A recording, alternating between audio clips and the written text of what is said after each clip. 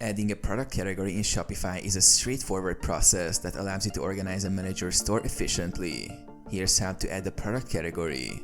Log into Shopify. Visit shopify.com and log into your admin dashboard. Navigate to Products. In the left-hand menu, click on Products. Add a new category. On the Products page, click Create Product to add a new product or select an existing product. While creating or editing a product, scroll down to the Product Categories section. Click Manage to open the category editor.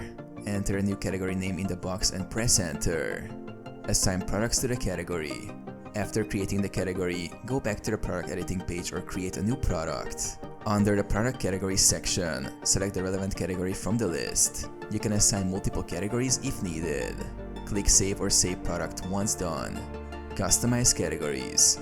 To organize categories, go to Online Store Navigation in the left-hand menu. Create a custom menu for product categories and add them as menu items. View in Storefront. Visit your Shopify store to see the newly created category under the designated section. Customers can now browse products within that category.